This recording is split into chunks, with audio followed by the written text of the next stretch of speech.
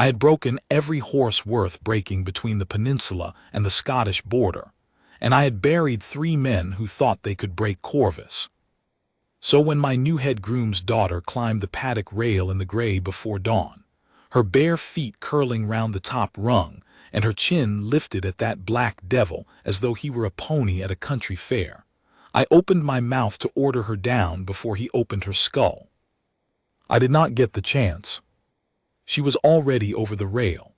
She dropped into the churned mud of the paddock without a sound, the way a cat drops, and Corvus swung his great head round to look at her with one rolling white-trimmed eye. 16 hands of muscle and murder, black as a wet slate roof, and he had thrown my best rider into a fence post a fortnight past, and left the man drinking his meals through a straw. I had given the order that morning that no one was to enter that paddock alone. I had given it in the particular voice that men in 3 counties had learned not to test. The girl had evidently not heard of the voice.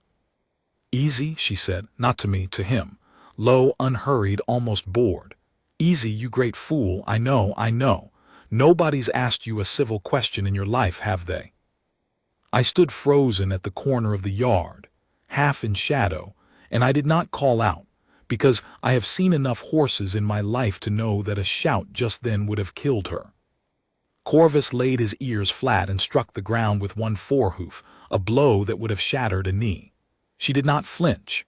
She turned her shoulder to him, turned her back near enough, the most dangerous thing a person can do, and she began, of all the mad things, to walk away from him, slowly, toward the far rail, humming under her breath some tune with no proper edges to it. And the horse followed her. I have thought about that morning more times than I can count in the years since, and I still cannot tell you exactly what she did. There was no trick in it that I could name. She simply behaved as though she had all the time God ever made, and not one particle of fear. And the animal that had put 3 grown men into their beds walked after her across that paddock with his nose a hand's breadth from her shoulder, blowing warm through her hair, like a dog that has found the one person in the world who will not lie to it. She stopped at the rail. She let him stand. She raised one hand so slow, and laid it flat on his sweating neck, and he shuddered all over and dropped his head and let her. Then, without hurry, without so much as a leg up, she took a fistful of his mane and swung herself onto his bare back. I came off the corner of the building at a run. "Down," I said, "get down. Now." She looked round at me, the first she had known I was there, and it did not appear to trouble her in the slightest, and she was, I saw then, perhaps 23, brown from the sun in a way no lady is ever permitted to be, with a plain plait of dark hair coming loose at the nape and a smear of mud along her jaw, and the most direct gray eyes I had ever been looked at by. Not insolent, worse than insolent, unimpressed. "He's fine now," she said. "You'll frighten him shouting." "I own that horse." "Then you'll be glad someone can sit him." She turned Corvus in a neat, easy circle, the great stupid beast obedient as a lamb beneath her, and something in my chest did a thing I had no name for and did not care for at all.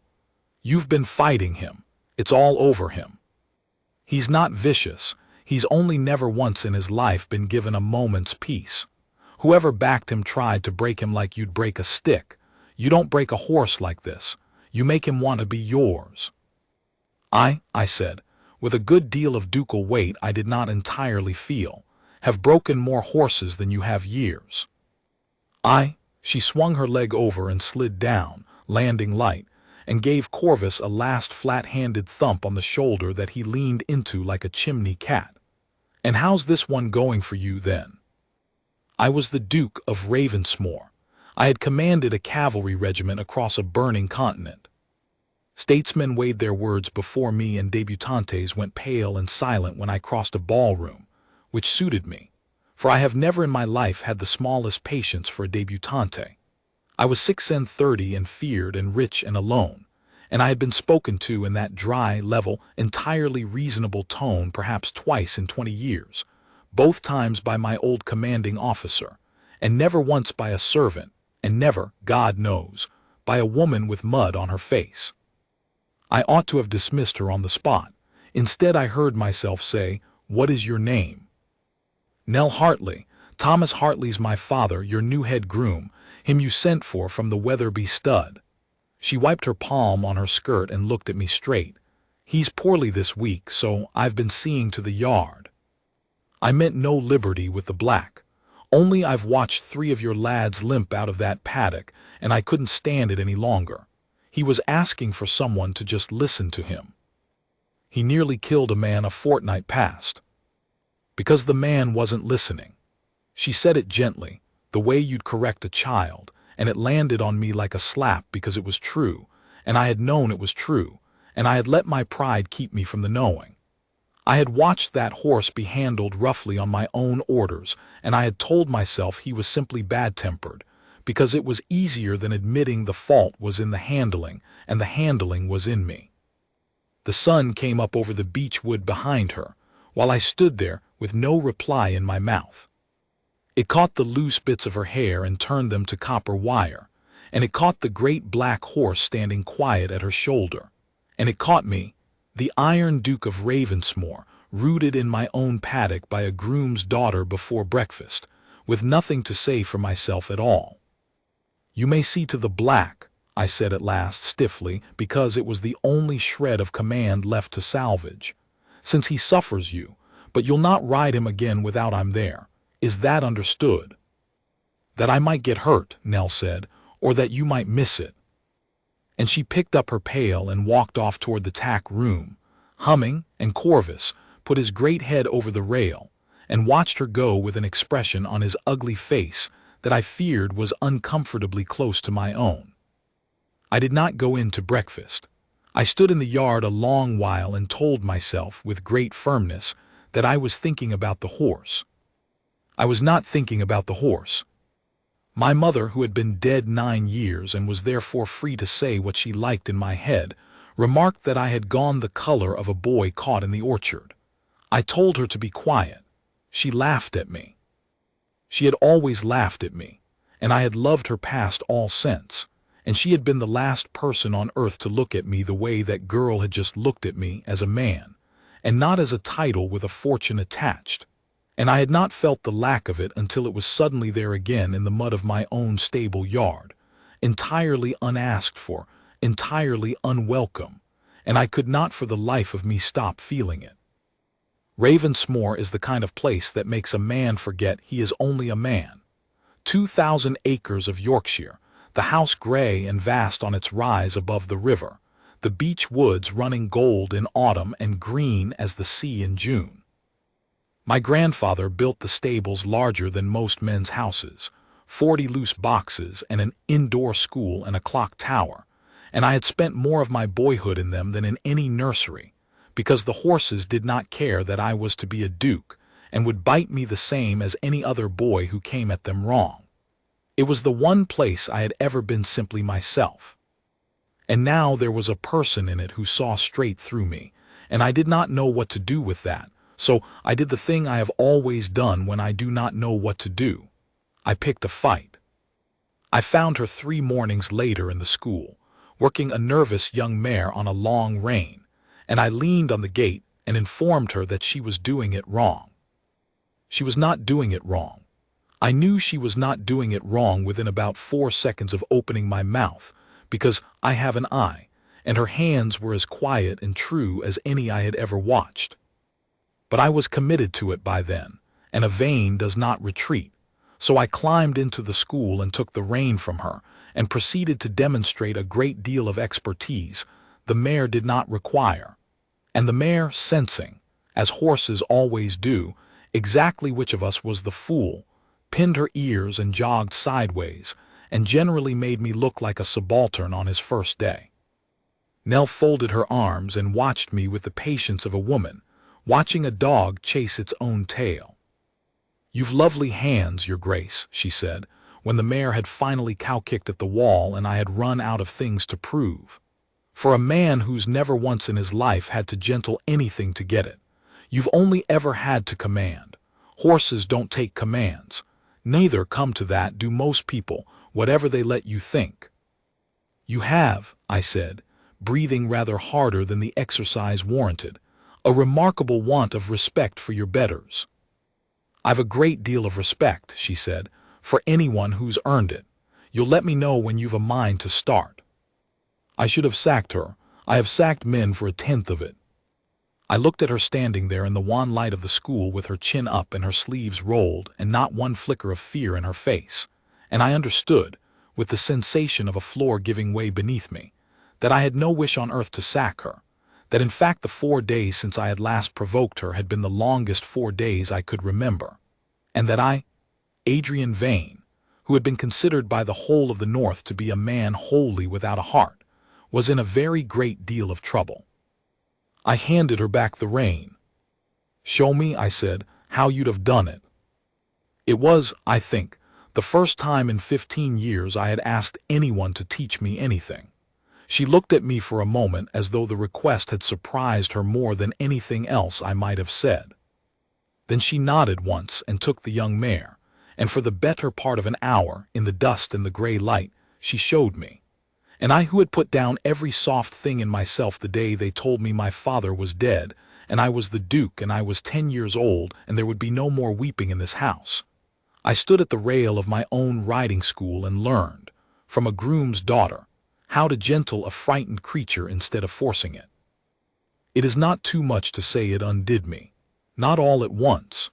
It was slower than that and stranger, and I fought it the whole way down because I did not know how to want a thing I could not simply take, and I could not take her, and I would not have, and I found to my continuing astonishment that I did not wish to take her. I wished to be given. It was a wholly novel and deeply uncomfortable ambition, and I had no notion how a man went about it. So I did the only thing I knew. I turned up. Every morning before the house woke, I went down to the yard, and if you had asked me why, I would have said the horses, and it was a lie, and the horses knew it, and the stable cats knew it, and I rather think Corvus knew it best of all, the traitor. Nell teased me for it without mercy. That was the thing about her I had never met in another living soul. She was not the least bit afraid of me, and she did not pretend to be, and she did not despise me for what I was either, which the radical sort sometimes do. She simply took me exactly as I stood before her, dukedom and all, and found me neither more nor less than any other man who needed telling when he was being a fool, and told me so, and then handed me a hoof pick and set me to work. In 3 weeks I learned more about horses than in 20 years of thinking I knew everything, and I learned rather a lot about myself besides, and none of it was flattering, and I could not stop going back for more of it. I told myself it was only the mornings. I told myself a great many things that summer. Then my aunt came and brought the Ashworths with her, and I remembered that I was not, in fact, a man free to spend his life in a stable yard learning humility from a girl with mud on her jaw.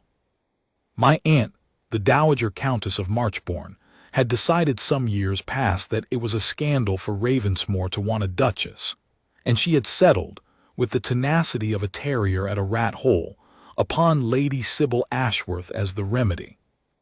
Lady Sybil was everything my aunt admired, beautiful in the cold, correct, expensive way of a well-cut diamond, 20,000 pounds to her name, related to half the peerage, and possessed of the serene, bottomless conviction that the world had been arranged for her convenience, and I was the finest ornament yet remaining in it. She arrived in a traveling coach with 3 others and a mountain of trunks, and she came down to breakfast the first morning in a riding habit of bottle green velvet that had plainly never been within a furlong of an actual horse, and she announced that she should so love to see the famous Ravensmore stables. I could not decently refuse.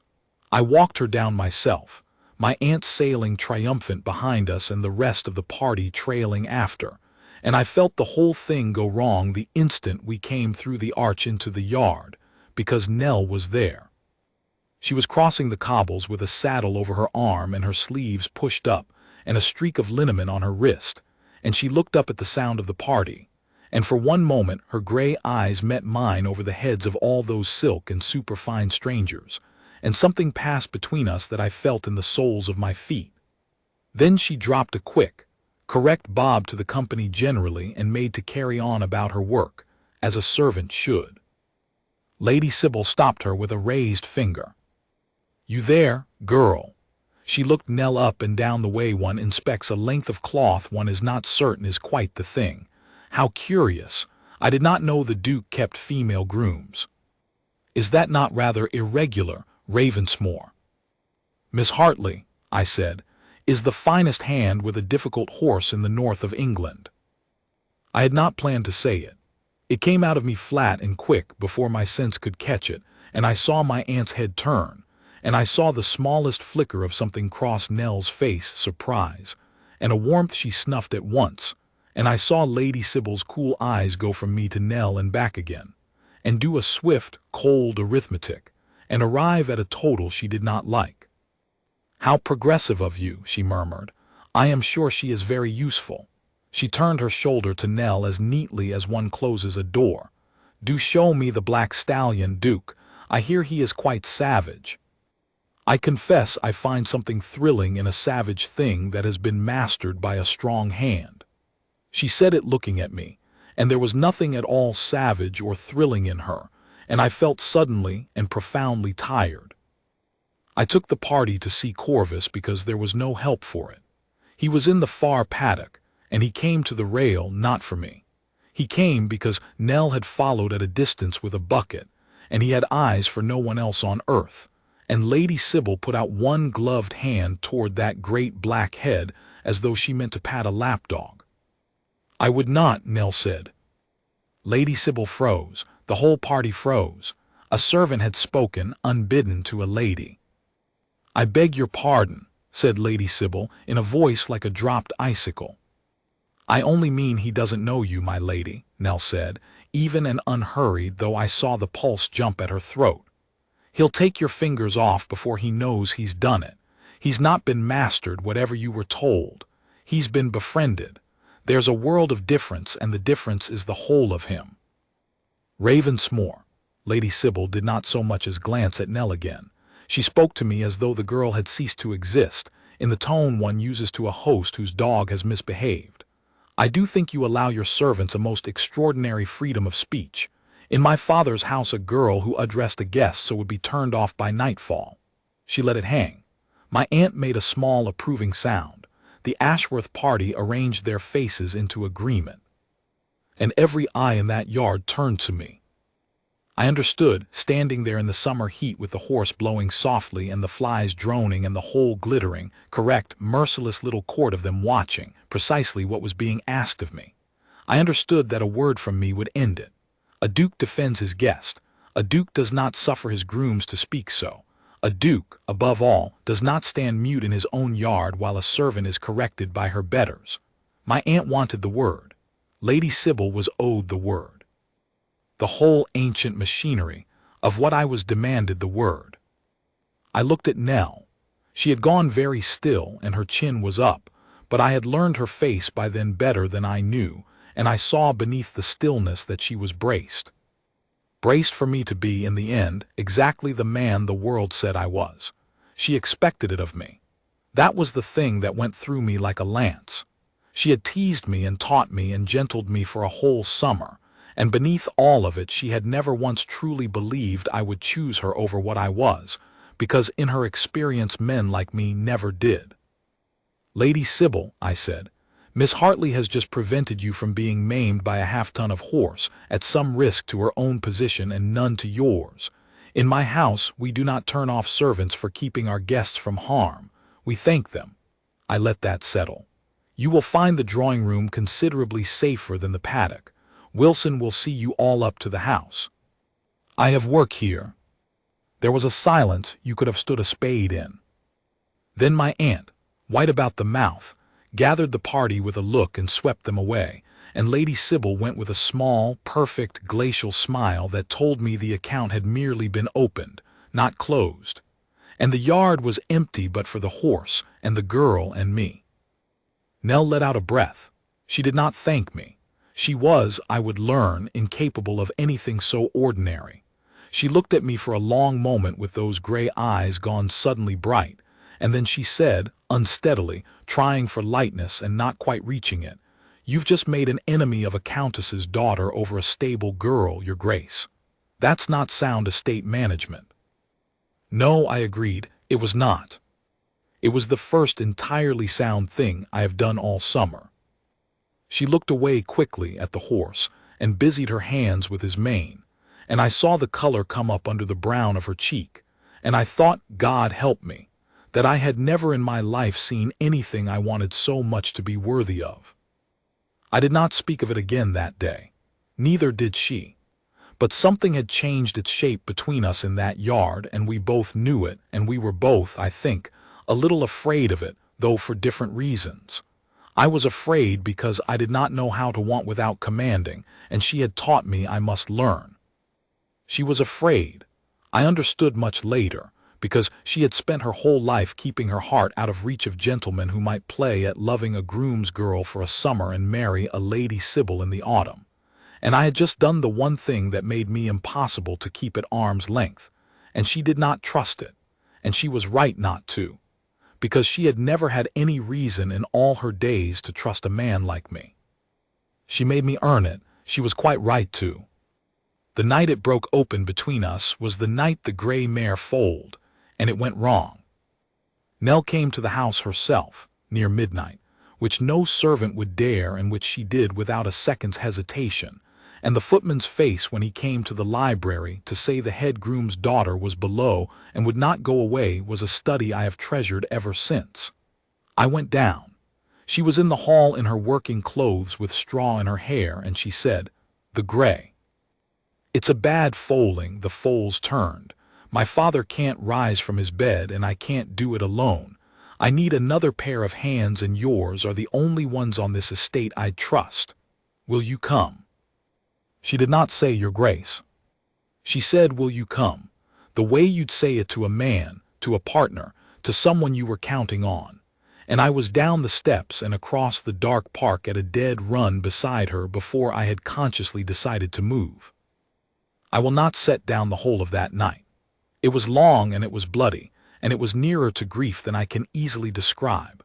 The gray mare groaning in the deep straw and the lantern swinging, and Nell up to her shoulder in the great heaving side of the animal, working by touch, her face white and fierce in the yellow light, telling me low and steady what to do, and me, the Duke of Ravensmore, who had never in his life taken an order from a soul below the rank of general, doing it. Doing exactly as she said, holding, pulling, easing, my fine linen ruined and my hands slick, and my whole soul narrowed to the two of us, and the laboring beast between us and the small stubborn life that would not come. And then, near 4 in the morning, with the sky going gray in the high windows, it came. A great slither and rush, and the foal was down in the straw, black as its dam was gray, and for a terrible moment it did not move, and Nell was on it, clearing its nose, rubbing at it with a fierce rough tenderness, saying, come on, you little wretch, breathe." And I found I was praying, I who had not prayed since Salamanca, and the foal shuddered and snorted, and lifted its dripping head and lived. Nell sat back in the straw, and she began, quite silently, to weep. I had never seen her anything but composed. Not once. And here she was in the gray dawn with a living foal steaming beside her and the tears running clean tracks down her filthy face, from sheer exhaustion and relief, and the enormous fragile weight of the thing we had just held between us and not dropped. And I did not think. For the first time in my whole guarded, governed, iron-bound life, I did not think at all. I reached across the straw and I gathered her in, ruined clothes and blood and straw and all, and she came. She turned into me and gripped a fistful of my shirt and pressed her wet face into my throat, and I held the head groom's daughter in my arms in the foaling box while the sun came up, and I understood with perfect and terrible clarity that there was not a title, nor a fortune, nor a Lady Sybil, nor the whole assembled judgment of the peerage of England, that I would not have set on the fire that morning, for the right to hold her so every day for the rest of my life. "Nell," I said into her hair. "Don't." She did not lift her head. Her voice was muffled and thick. Don't you say a soft thing to me now, Adrian Vane, when I'm too tired to fight you off, and then go up to your house and marry your countess's daughter and leave me to remember it. I'd sooner you were cruel. I know how to stand cruel. I don't, her breath caught. I don't know how to stand you being kind and it not being real. She had called me Adrian. No one living called me Adrian. I took her by the shoulders and I put her back from me, gently, so that I could see her face, and I said the truest words I have ever spoken to another human soul. It is real, I said. I have been the Duke of Ravensmore since I was 10 years old, and I have been cold to the whole world since the day they told me so, because it was safer than the other thing. And you walked into my paddock and were not afraid of me and would not flatter me and would not lie to me, and you have spent a whole summer teaching me how to gentle a frightened creature instead of breaking it, and I have understood only lately, and only slowly, that the frightened creature you were teaching me to gentle was myself. I do not want Lady Sybil. I have never for one instant wanted Lady Sybil. I want the woman who rode my killer horse before breakfast and told me to my face I was a fool, because in 36 years she is the only person who has ever once looked at me and seen a man worth telling the truth to. I am not offering you a summer. I am not that sort of man, whatever you have had cause to think of my sort. I am offering you my name and my house and every morning of the rest of my life in that yard beside you, and I know precisely what the world will say of it, and I find I do not care one straw. She stared at me.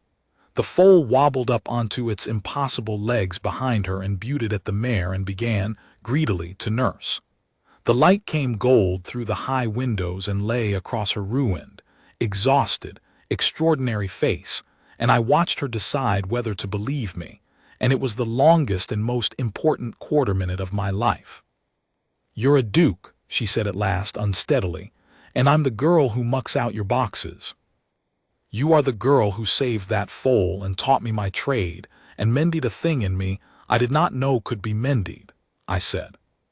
"The mucking out is entirely optional going forward, though I confess I hope you'll keep your hand in. Corvus won't suffer anyone else." My voice was not as steady as I should have liked. "Nell, I am asking you to marry me. I have never asked anyone for anything in my life. I am not very good at it. You will have to teach me that too." And Nell Hartley, who was afraid of no man and no horse and no countess in England, and who had every reason in the world to send me away, and who chose, in the gray light of that morning, to be braver even than that, began, through her tears, to laugh. "You're going to be a very great deal of trouble," she said. "I am aware. Your aunt is going to have a seizure. I am counting upon it. They'll cut you, the whole county. They'll say I trapped you. They'll say I'm after the money." Her chin came up, "Even now, even here. I'm not after your money, Adrian. I want that understood. I'd have you if you were a horse scoper on the road.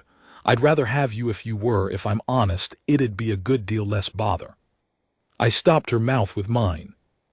It was not, I should say, for the sensibilities of anyone reading this over her shoulder, a scandalous kiss. We were both filthy and half-dead with exhaustion, and knee-deep in straw with a nursing mare regarding us with mild equine disapproval. But it was the first wholly honest thing I had done as a man in a quarter of a century, and she kissed me back with both her stubborn hands fisted in my ruined shirt. And when we broke apart she was smiling, that rare full smile I had spent a whole summer working to earn, and I have chased that smile every day since, and never yet grown tired of the catching. We were married in October, when the beech woods ran gold. It was not the wedding my aunt had planned.